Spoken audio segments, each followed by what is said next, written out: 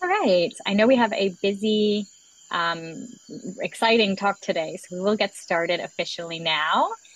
So thank you so much for tuning into Tree Talks. So today, Canopy's founder and executive director, Nicole Rycroft, will be joined by the Grand Chief of the Cree Nations, Mandy Gull-Masty. So Nicole will officially introduce the Grand Chief in mere moments, and they'll begin an important deep dive on what is happening at the front lines of the wildfire crisis and the impact that climate change is having on Indigenous communities and much, much more. For those who I haven't met, I'm Katie Hicks. I'm Financing Change Manager here at Canopy, and I reside on Vancouver Island, where for thousands of years, the Coetzin, Malahat, Subisat, Halalt, Hanalakat, Zuminus, and Layaxan peoples have stewarded their traditional unceded territories for community, social, economic, and spiritual purposes. They've never given up title on this land, and nor have they ever been compensated for it. And in the local language where I live, Hokaminum, Nutsli Kunusjit, Kotsin, Mustayo, Ututamix, Muskogib, Utunoqueo, Ihaichka. Thank you. So a few quick housekeeping notes about our session today. Thank you for contributing to the chat. Later on, if you do have a question, we do ask that you use the Q&A function in Zoom, and we'll address those questions at the end of our session. Please also refrain from messaging Nicole or Grand Chief Mandy directly, as they won't be able to see your questions that way. So just use the Q&A. I know we have a busy talk today, so if we don't get to your question, we'll happily follow up via email, and please reach out to hello@canopyplanet.org at any time. If your internet connection does cut out, you're welcome to use the phone dial-in numbers we'll post in the chat or found in your event invite to rejoin the call so you don't miss anything. If you do cut out, we will also share a video link of this call after the event.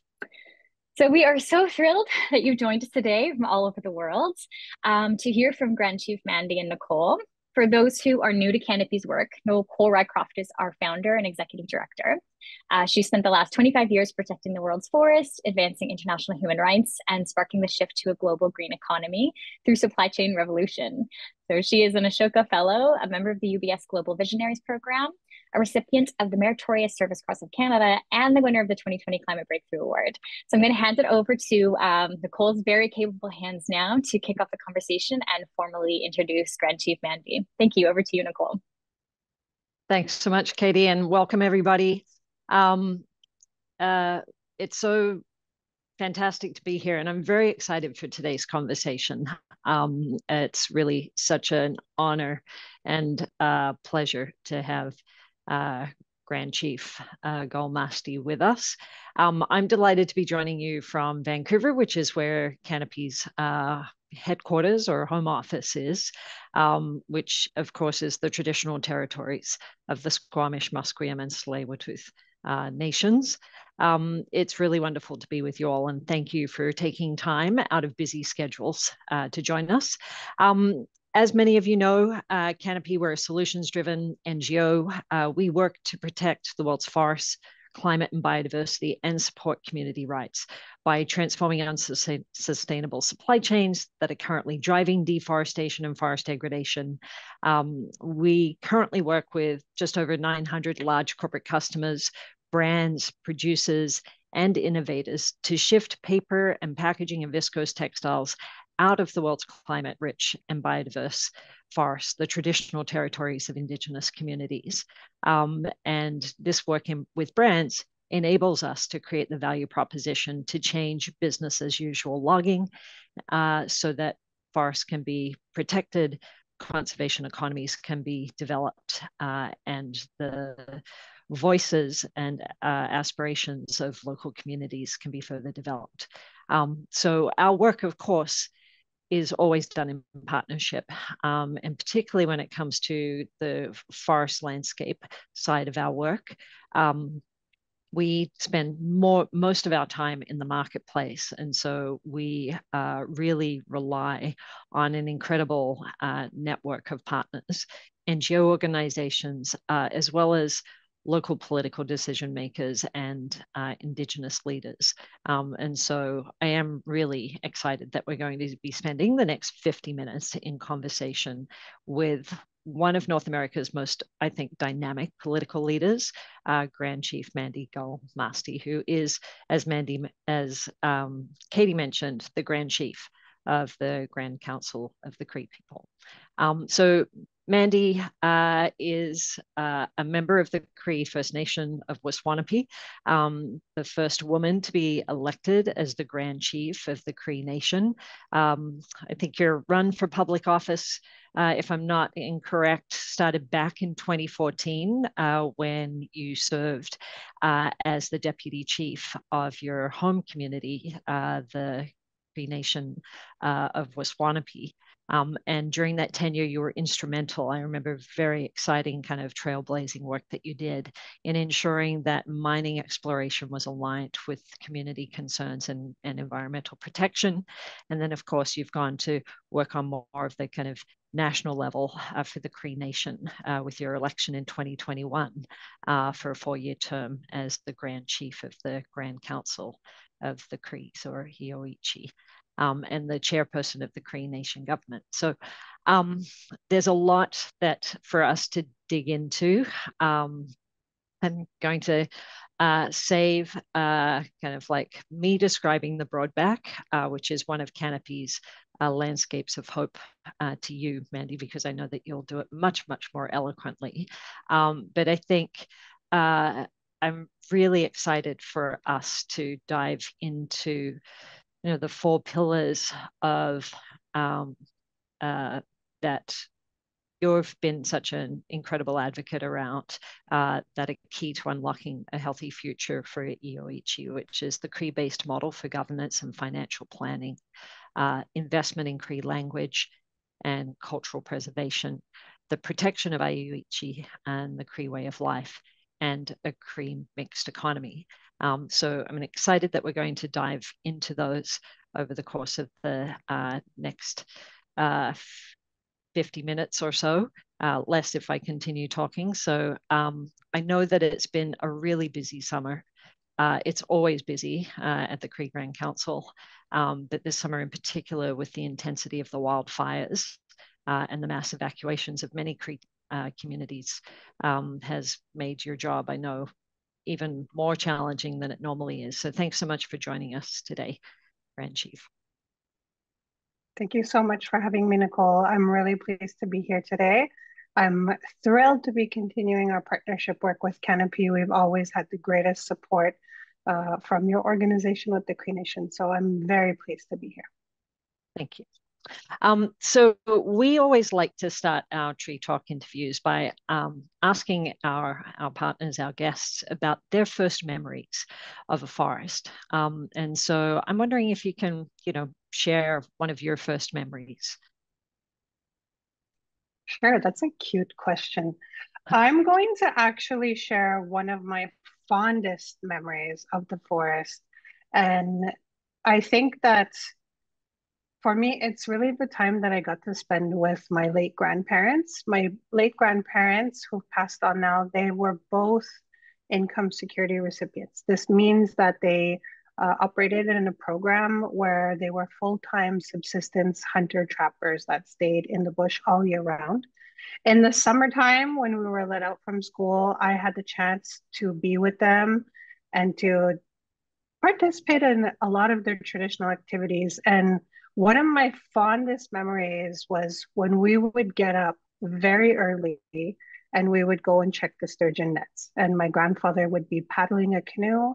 My grandmother would be at the front paddling. I would sit in the middle and I would watch them as they worked together to pull in these sturgeon nets. And they would bring in these huge sturgeons and, they would work to prepare it, and we would eat the sturgeon after. And my job often was to carry the sturgeon from the shore to the camp, which when you're a small girl and the sturgeon is half the size of your body, it's a lot of work to do. But it really left me with, fond memories, but also an understanding of how we are so dependent on USG's forest. And I think that was really entrenched in seeing my grandparents and the activities that they did.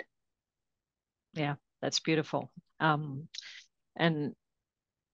so lovely to get to build a body of those kinds of experiences with the elders that are in our family and in our communities and lives. It really, I think it does. It connects us to place in different ways. Well, Mandy, as you know, I grew up in Australia, where Indigenous people have stewarded the land for more than 40,000 years. Um, I think it's a nice transition from what you actually just described about that experience with your grandparents. Can you share a little bit more about the Cree view on kind of our relationship, humans' relationship to the world, to the land, and to the other beings that we share this planet with? Sure. Well, first, I guess I want to say hello to everybody from all over the world. I'm seeing in the chat that you literally from every corner of the planet, people are tuning in. I really appreciate that you've come in to learn about Cree Nation. Cree Nation is located in northern Quebec. We have huge forest landscapes, old growth forest. We range from forest to subarctic tundra in terms of diversity in our traditional territories. And in my lifetime, we have seen a shift in our relationship with the territory. We are a modern land claims treaty nation. We signed one of the historic land claims here in Canada in 1975. It was one that was brought on by development that was driven by the provincial government. And in this, lifespan of mine, I have seen our relationship with the territory continue to go on this despite the impact in the territory, but more importantly, seen the importance in which we stress to continue maintaining occupation of the territory and exercising our rights to hunt, fish, and trap, because this was the basis of our lands claim. We had tallymen who were traditional stewards of the land, protecting their trap lines, advocate and attend court hearing sessions, provide information that really emphasized and showcased our relationship with the territory. So in one generation, we went from being completely independent subsistence hunters who had no affiliation with any kind of government, and then became very quickly, a drastic change in the lifestyle. So modern day Cree, we still continue to hunt, fish, and trap. It's really important for us to have access to our environment, our traditional territories, the forest. Everything that you learn about your culture relates to the ability to exercise traditional activities. That is the protection of the Cree way of life. My role as the Grand Chief is to ensure that that continued access exists for our Cree Nation members. It is a very challenging task because although we have a massive landscape, 300,000 square kilometers, we have 20,000 members. And that may not sound like a lot, but 50% of our members are under the age of 18. So we are really trying to develop a relationship with our territory that will ensure continuous access for the members now and the future members to come. Yeah, I think that's just to think about that change, right? Like within one generation to kind of essentially kind of like a revolutionary shift kind of in the daily life and realities to some extent for kind of many of your people, and the responsibility of like that level of change and disruption can like that's a difficult transition for any organization, let alone communities that are kind of dispersed across, like that's larger than many countries, your traditional territory. And then to have such a young population, like in how to, within the modern treaty setting, how to ensure that connection to land, connection to tradition, language, the culture continues forward. I can see sort of why they're kind of such key pillars within your work. Mandy, you come from a really special place on our planet. And in case people don't know, can you just share with us a little bit about the Broadback Forest, why it's a special place, why it's so important to Cree culture? The Broadback River Valley is a special place because it is one of the last untouched forests in the Cree territory. Some of the things that changed within my nation's territories is that we were at one point heavily impacted by forestry, and we actually had to pursue our government legally to address the harms that forestry brought into the territory. We were successful in achieving, you know, as a process to participate with forestry industry in our territory. So our tallymen are engaged in consultation. They are able to manage their traditional activities. We have a working relationship with Quebec. It is a challenging one when you're trying to find that balance. But the Broadback River Valley is a special place because it is one of the last territories along the northern tree line that is untouched by forestry activities. So in my community, we have 63 trap lines. 90% of those trap lines were actually impacted by forestry activities. These are the last 10. These families get to practice Cree way of life without any influence from outside factors. It's very different. I come from a trap line where my kids, you know, they had to hunt, they had to participate in traditional activities on our trap line system with the presence of forestry activity, with tree planters, with sometimes even trucks and stuff. But these families are so unique because they are untouched by that. The Broadback River Valley is a special place not only for Cree Nation, but I think for the planet as a whole, because people don't realize it is one of the largest carbon sinks in Quebec. It's really, really important for us. It's critical. Yeah, I was going to say it's a carbon kind of storehouse of significance, along with being an incredibly beautiful landscape. But I think sort of like to think that 90% of your community's trap lines and have been impacted and quite significantly impacted by logging and forestry. Can you maybe talk a little bit about, I mean, you've already kind of shared a bit about sort of the some of the traditional practices and ways that your family communities continue to use today, hunting and fishing. But can you maybe extrapolate a little bit on that?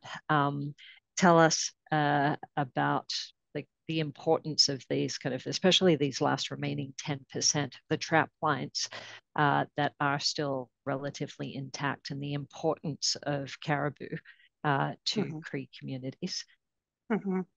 Well, you know, one of the things that I'm really proud of is that our nation operates the Income Security Program, which allows for people to be full-time hunters and trappers. And they have a special role to play.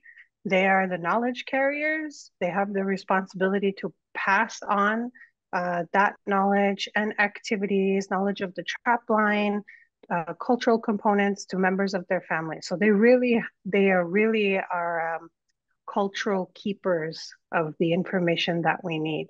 And this is, I think, critical for us because I see a lot of youth that are coming up and they want to know how to go in the bush, how to survive, how to harvest.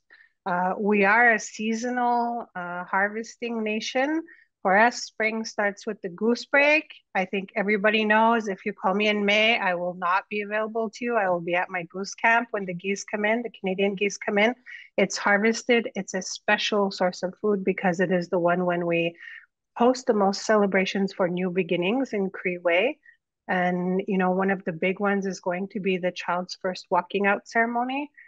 Children are not allowed to touch Mother Earth for the first year of their life. They are introduced to Iwishji in a special ceremony where they take their first steps on the earth. It is celebrated with geese. Summer is one of my husband's favorite times. He's an avid fisherman. He's an avid hunter. We harvest all of our fish supply for the year. Fall is the time when all of the men, you know, just go crazy and they're, you know, going after that big game, moose. Bear is also another game that we consume. Caribou is traditionally a huge part of the Cree diet. Unfortunately, we have seen, you know, management of this species face so many challenges in Quebec. First, the migratory herds in Quebec, extreme decline because of the sports hunting activities that were carried out under provincial legislation. The Cree are not sports hunters; we are subsistence hunters. The woodland caribou is another critical species that is facing so much impact.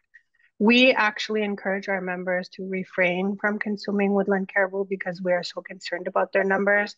That is a challenge for Cree Nation. When something is culturally part of your diet and you are supposed to be guaranteed the right to access harvest of that species, and you can no longer do it because other orientations of the government have led to decisions that have had such a huge impact on their habitats, that's really an issue for us. And I have to be critical on Quebec because I think that they really need to have an evaluation of their plan with woodland caribou. They were already, having these statements that they were planning to plan for a number of years. They announced that they had a plan, but unfortunately, I think this summer's events had a huge impact on where that plan will go. Yeah, I think, we're seeing not just within the Cree Nation territories, but right across Quebec, as you mentioned, right across the boreal, that caribou herds are in decline, and habitat destruction due to logging, mining, has been a key driver. And then on top of that, I think as you just noted, the compounding effect. Fires are a natural part of the boreal cycle, right? But of course, with climate change, the intensity and the scale of those fires, as well as the frequency, is on a much. It's just so much more destructive on all counts, and so you have a compounding effect. Then, right? You can't. One of the rationales that used to often hear from the forest industry were that they were mimicking natural disturbance. But if you have what would otherwise be a natural disturbance, a fire cycle, then the land gets to recover as part of that natural stress. But when you have then what would naturally be happening exacerbated by climate change, and then in addition to that, kind of the industrial disturbance, then it does place a lot of stress. And so it is, I think caribou are one of those keystone species, those flagship species that are an indicator that that there does need to be a dramatic change in the way that as a species, caribou are being managed for, but it really comes back to how they habitat. They have to have spaces to live, and that it's not just caribou, right? Like caribou are key indicator species for the health of the rest of the ecosystem, but then also obviously for many communities, not just the Cree, but for many Indigenous communities across Canada and Alaska, the caribou are really integral to life. Mm-hmm. For sure. It's been a really tough summer with the fire cycle. It's a norm for us. Cree Nation has always seen, a fire season. And I want to frame for people wondering why it is such an extreme summer. In the past 15, 18 years, we have seen two huge fires in Cree Nation. We've had two communities evacuated because of fire. This year, this summer, in a 2-month period, we had fires that were so extreme. 8 of the 9 communities were evacuated, some of them multiple times because of risk of fire, risk of smoke. And, that's an extreme change for us. We've never seen anything on that scale. And I was taken aback to, I'm seeing all of the smoke in our territory. We're living with the impact of that. We're living with not being able to go in the forest, not being able to undertake a summer harvest, not being able to access our camps. We've lost over 100 camps because of the forest fires that occurred. Equipment, that's a huge, devastating loss for Cree Nation. We need these things to practice our culture. And when I see things like, I just seeing on social media people saying like, oh, the smoke that we're seeing from Canada, when I watched it reach New York and Washington, and they were complaining they couldn't go outside and breathe for 2 days. It was really bad. That was a reality for 8 weeks already, So I think people really need to understand that Although the fires in USG, it is a global issue. We've seen the smoke reach even Europe. You know, Mm-hmm. it had a huge impact. So it is a global system, and Cree Nation having been impacted in that way is a huge loss for everybody. I've had leadership right across Canada reach out to me. Manitoba, Northwest Territories, BC, same thing everywhere. They've never seen anything of this scale. To me, I think one of the biggest takeaways that I've had from this summer's events is I have moved away from, you know, climate change and started using the term climate crisis because that's where we're at. If it's that urgent and you're having that kind of emergency response, it is a crisis. And governments need to, change their terminology and start asking themselves at what point are we going to treat this as a crisis? Indeed. Um, to that, I guess I'm interested in, has it changed the tenor of the conversations, the discussions, not only that you're having with other Indigenous leaders across Canada, but also, some of the federal or Quebec provincial leaders? Are you Mm-hmm. finding that there is more recognition that there is a climate emergency, that that like, is there more receptivity to kind of some of the conservation conversations, the Yoichi kind of dialogue that and negotiations that you've been having with them over the past number of years? Mm-hmm. In the past few years, I've been really proud of the work that we've been doing here in USG. We were able to obtain 20% of protection in the territory. We're going through the final phases of the environmental assessment and the legislative process to secure those areas. We are also in discussions for an additional 30% for non-industrial protection of the territory. We're at a point where we're continuing to define what that means, the scope of that level of protection. The first level of protection for the 20% is of the highest. The only exception is that it allows for us to continue practicing our Cree rights in protected areas. They are not set aside zones that are, spaces to be looked at. To us, these are living landscapes. We want to continue to have that interaction with them. We also welcome people to our territory. We want them to learn about our culture and learn about why we've protected these landscapes. I think it's had an impact on Quebec. We are living in a province that is, development friendly. They want to see those international dollars come to our territory. So it has been a challenge. I think our upcoming dialogue, once this fire season ends, I have to let the audience know we are still impacted by fires today. There are some communities just last week that were not able to travel, but I think when our members of office come back, in the next couple of weeks, those first discussions will be very challenging ones for them because they are going to answer to the impact on the Cree Nation, but not only the Cree Nation. There are 11 nations here in Quebec, so I think a lot of serious reflection has to be done. We've already heard from the chief forester that the amount of impact caused by these fires this year was a loss of 10 years of wood supply for the province. So that to me really flags that there has to be a serious reflection on Quebec's part. It's getting to the point where this industry, I think, is, for myself personally, I don't think it is a viable industry. And I think they really need to reflect on where they want to go. It's getting to the point where you can no longer, frame it as sustainable development. We're at a point where I feel that the balance is tipping and we need to make decisions on, are we going to ensure protection of human life, or are we going to ensure that we're able to still have capacity to operate an industry? That's a really serious question for government. That's how we are looking at it.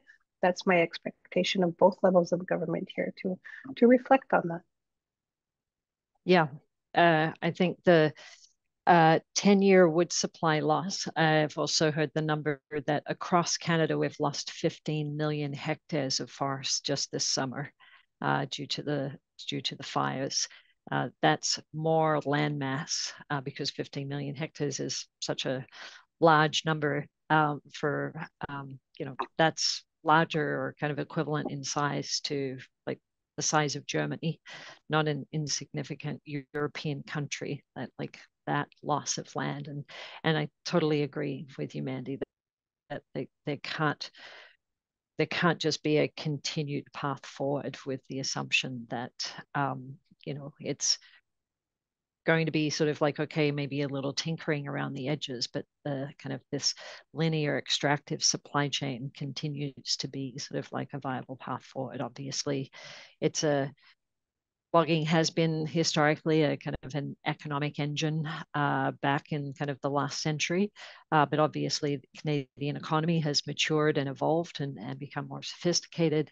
And I think we're seeing our work anyway in the marketplace is that there is a recognition that these take, make, waste production systems, the current forest industry, linear extractive production, especially those that are undermining the ecological integrity of the world's life support systems whilst we're in this climate emergency and grappling with a precipitous decline in biodiversity, that it is a moment to really pause and re-envision how our economies are built and how we build conservation economies, or kind of at a more local level, but also how we kind of build our more kind of like national and international economies to be more circular in nature.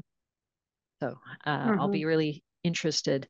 Those conversations are going to be rich and I'm sure complex as you move forward over the coming months.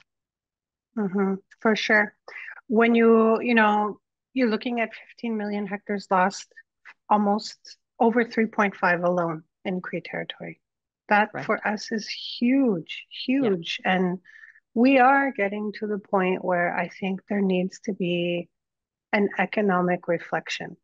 It cannot be status quo. Even for Cree Nation, we are having that economic reflection. What are we going to do to mitigate the climate crisis?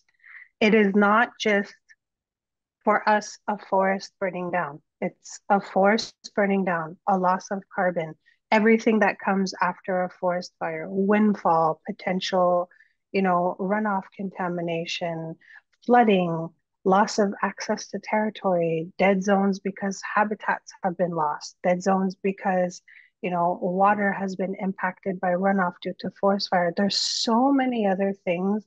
We are facing the reality of land loss because of fires.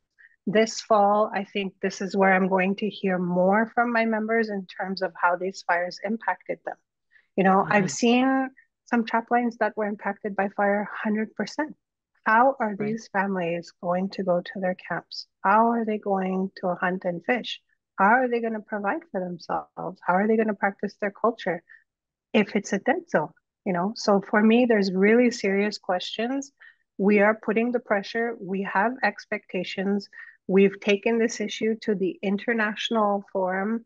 We did a presentation. We asked the UN to do a thematic study on the impact of forest fires in Canada, because I do think that this is a global discussion. Yes, it's absolutely. Like I was in Australia in 2019 when I don't know if you remember, but there were just awful fires, similar in scale, that burnt out of control for months. And then devastating impact on forests, on the biodiversity in the area of more than 1 billion animals were estimated to have been lost during those fires. And then, of course, just the devastating impact on communities and Indigenous peoples. And so it's something that we need to be grappling with both locally as well as kind of like on these kind of national and global stages. I'm so glad to hear about the initiative that you're advancing at the UN level. I think that'll be very exciting. Can you? I know that we've been talking a lot about Ioichi, but can you maybe just step back for everybody that's on the line and maybe just describe what that actually what does Ioichi mean, to you, to the Cree people. And can you talk a little bit about those kind of 4 pillars that I mentioned very early on, the Cree-based model for governance and financial planning, the investment in Cree language and cultural practice, the protection of Ioichi and Cree way of life? Sure. Iushchi, the word Iu means Cree. It is the official word for Cree, so we refer to ourselves as Iu. Ishchi means land, so it is the official title for land of the Cree. I think one of the things that is so important is Iushchi cannot be Iushchi without the presence of Iu. We only exist because of our relationship with the territory. And that is one that, you know, every elected Grand Chief who comes in is mandated with, you know, first and foremost, the capacity to protect people's rights. People's rights are directly correlated to their relationship with the territory. You know, you can go to class, you can learn Cree language in a classroom setting, you can learn all kinds of traditional activities in a classroom, how to prepare a beaver pelt, how to make bannock, how to sew moccasins, but all of that originates from your relationship with the territory. If you can't harvest the moose and prepare the hide, you don't have hide for slippers. If you do not understand water systems and, you know, how to trap a beaver, you cannot prepare a beaver pelt. If you do not understand how to cook over open fire or how to make bannock from your kokum, you will not be able to have that knowledge to pass on. So it's really critical for us to maintain that relationship. For myself, you know, I took a little bit of a different approach in my leadership. My bid, I presented to the people really a plan to ensure that we were looking forward, you know, looking forward to what the needs will be of our future members. When I presented a 4-pillar plan, I really looked at governance. How can we evaluate our governance? How can we modernize it for the members to come? Financial planning is a huge component for us. There's a lot of need in the Cree Nation. We are a young nation. We will, you know, need more capacity to house those members, provide employment, school education system, you know, the need for healthcare services. These are all things that you have to put a lot of effort into planning for, you know, for that. Not only are we a young nation, but we are a nation that grows very rapidly. And, you know, we signed our treaty in 1975 with 6,000 members. We're at 20,000, you know, 45 years later. So that's a huge growth cycle. In terms of where our nation is at, I think that we, much like other nations in Canada, unfortunately have been impacted, you know, by language loss. So things like YouTube and TV has had a huge impact on our younger generation. We want to protect our language. Our language is a critical component for us to be able, you know, to practice who we are as a nation. A lot of the language learned is undertaken by activities on trap lines. Being able to go in the forest, being able to understand different terminology, not losing our ancient traditional Cree. We have a modern Cree that has a lot of slang, but we really want to maintain our knowledge and database of Dabio Cree, which is a very old form of Cree before contact. A lot of these words are very, very old. And, you know, protecting the territory, that's a key component for us. Protecting these landscapes, having the ability to maintain that connection, it extends outside of those 20% areas. Those 20% areas are key areas for us, but we occupy the territory in its entirety. And, you know, all of the 4 pillars really relate back to that protection, to that mandate, you know, that the Cree Nation government has to protect the rights of Cree. In doing so, that means we have to protect language, we have to protect our culture, our identity, our relationship to the territory, and we also have to plan to be sure that we have the tools and capacity to provide, you know, up to 30, 40 years into the future. I want to see my nation elevate and become stronger. I think you've kind of partly answered another question that I had on the tip of my tongue, which was, you know, back in 2020, the Cree Nation did secure 20% of its territory under formal kind of conservation in agreement with the Quebec government. But of course, you do live and exert kind of control and ownership over all of your territories, but very clearly are working to secure a full 50% under a level of conservation over the coming years. I hear sort of that part of that path is to, ensure that there's the work kind of with communities, with the Cree people, around language, around, like connection to land, potentially even using YouTube or other kind of modern day channels for kind of archiving, documenting, keeping language alive. But what does that path forward look like towards securing a full 50% under conservation? I think the first critical steps are always to take this file back to the people. For us to achieve 20% protection, it was over 15 years of consultations with our members, focus group sessions with our land users, speaking to our tallyman. It was really challenging. When you go and see a tallyman and you ask him, what is it that you want to protect on your trap line? They will circle the whole thing.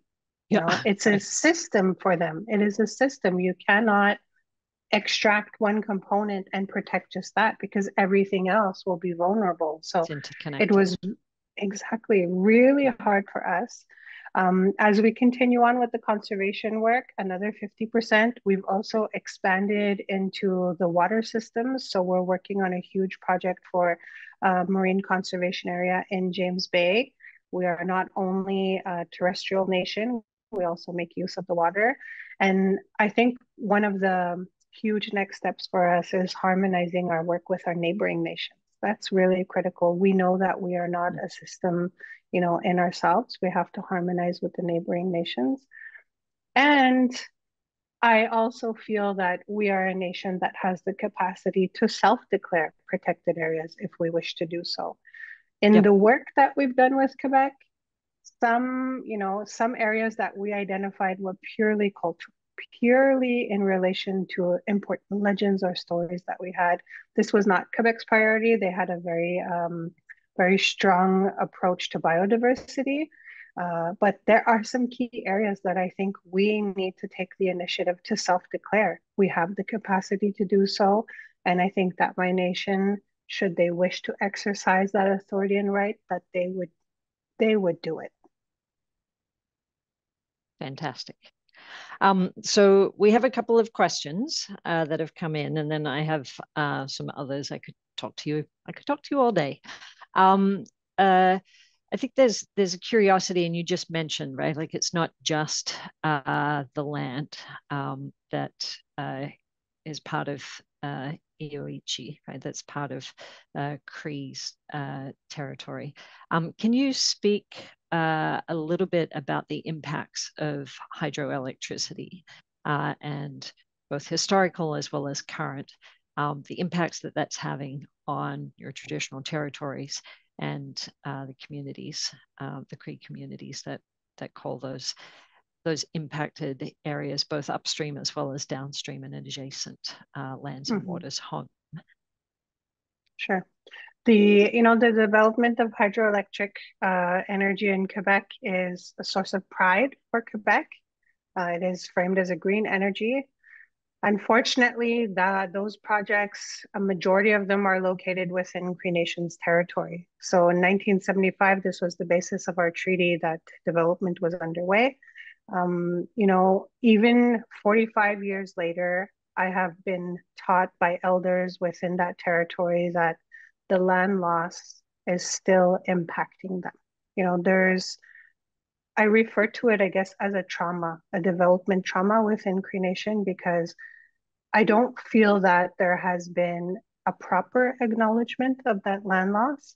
And you have to remember, in my territory, I'm an inland member. My territory has been impacted by forestry. The forest will grow. It will not be the same forest, but the forest will grow. I can continue to access those areas. They will eventually, rehabilitate. When you look at hydroelectric development, these areas are underwater. They are lost. We are Right. not able to allow for those members to access them. It has completely changed the landscape. It has changed the relationship with the La Grande River. I have members that have approached me and told me, their knowledge, their traditional knowledge of the waterways, of the ice, of the melt in the territory has completely shifted. There's a huge project underway within their territory where there's a lot of concerns about eelgrass.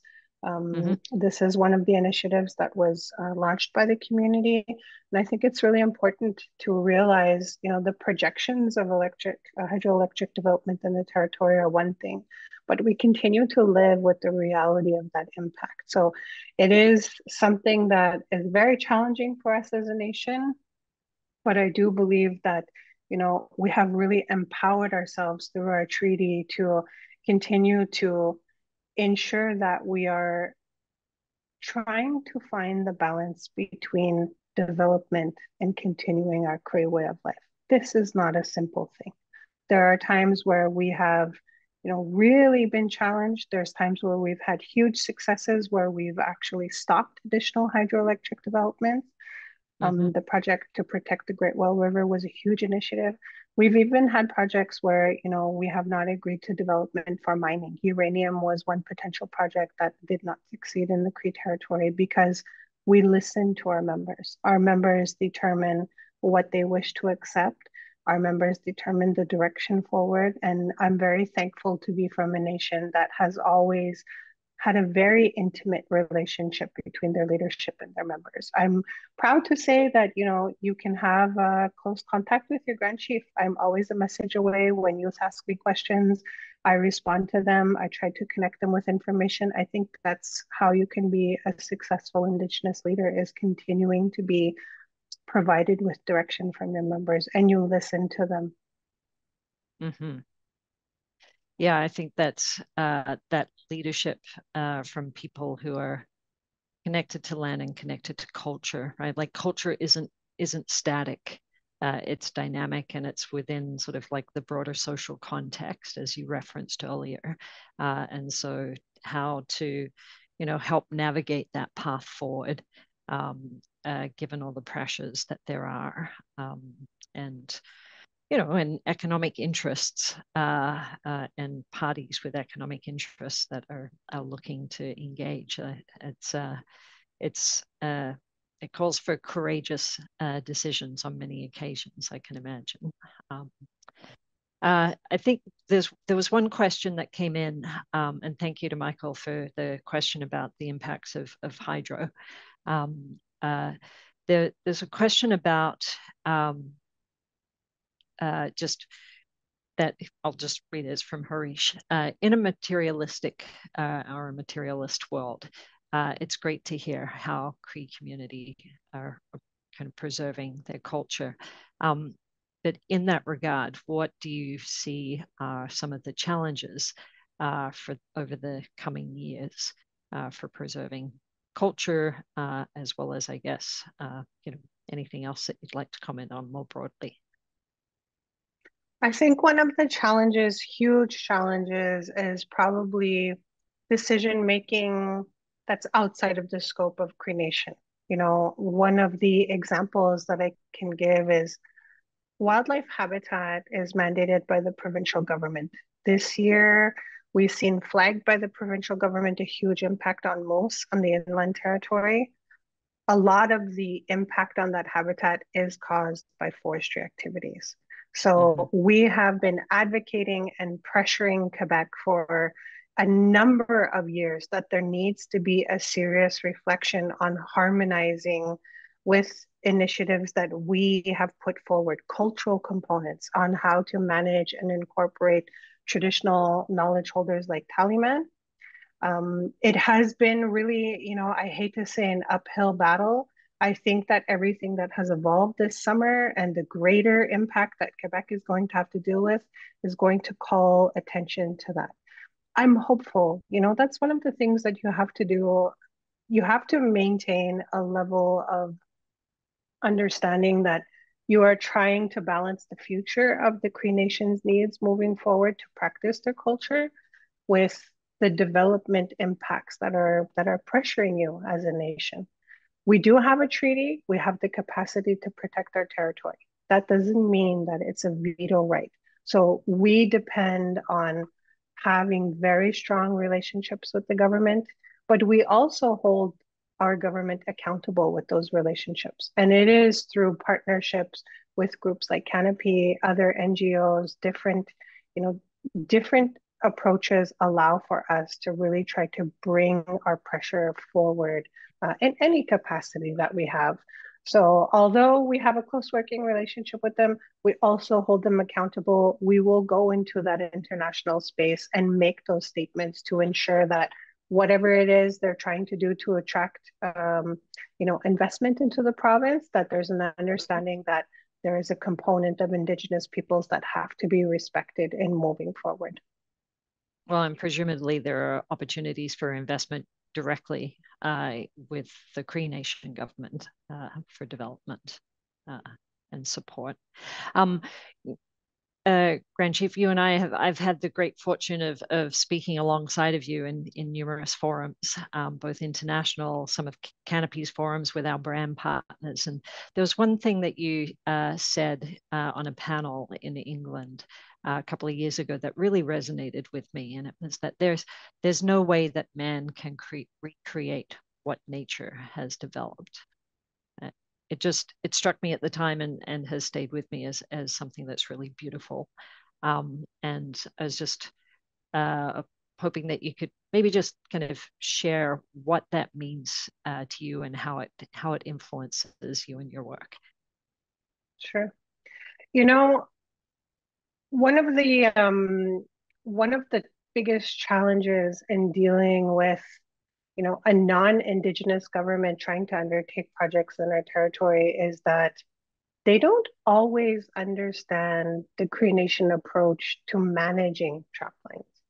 So I am very fortunate that we have a very knowledgeable individual, Alan Sagnash, who's been a key driving factor in protecting the Broadback territory. He shared his concerns with mono forests, monoplanted forests, one type of forest, hardwood forest. This is not a natural living landscape. The species that live in the forest need different mixed forest planting for them to thrive.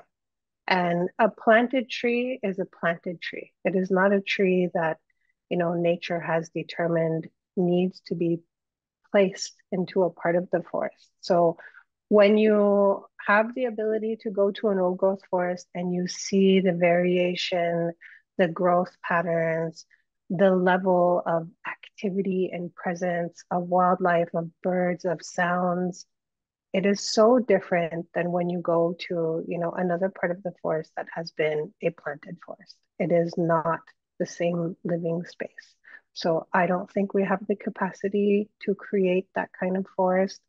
I don't believe that we ever will. So we need to do the hard work of protecting those intact areas so that they will continue to grow and thrive and we do not lose access to what nature has truly created itself.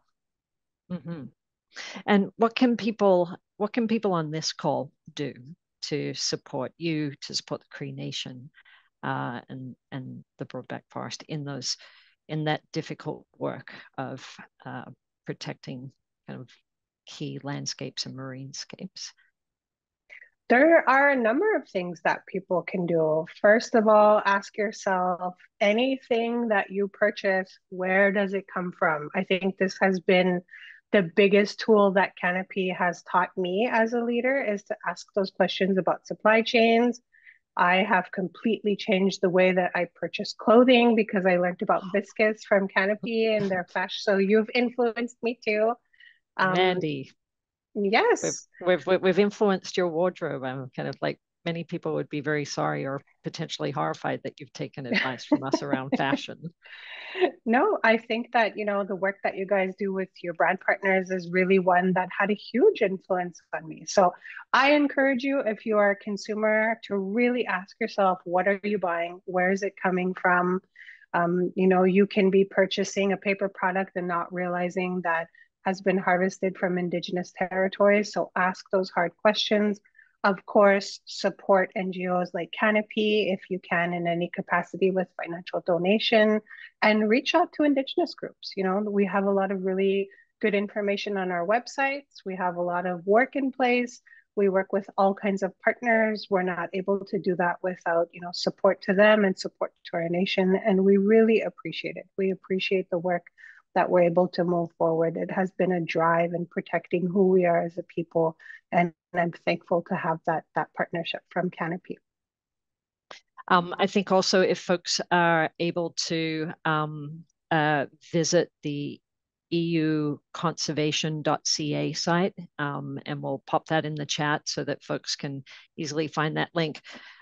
It's fantastic, jam-packed with information and engagement opportunities, and just follow-up pieces from there. We are running out of time. I know, Mandy, you have a commitment that you need to be moving on to. And we have two other kind of questions in the wings. So if you have a 30-second answer to are there any Indigenous practices that are used by the Cree to hydrate landscapes? Then that's one. And then the Cree Nation is a really young nation, both you know, with your growing population base. And so I think there's just an interest around the passion and curiosity that you're seeing potentially within the younger people of the Cree Nation in following this path or building on the work that you already have underway. Mm-hmm. For the hydration of landscapes, I think one of the biggest tools are actually beavers, beaver management, and the way that beavers influence water source is something that Tallyman really monitor. So ensuring that beavers are not overabundant in one area and flooding, and ensuring that there's presence of them, continued maintained presence. They are sometimes pesty, but you know, they're essential. Just like mosquitoes, they're pests, but they are essential.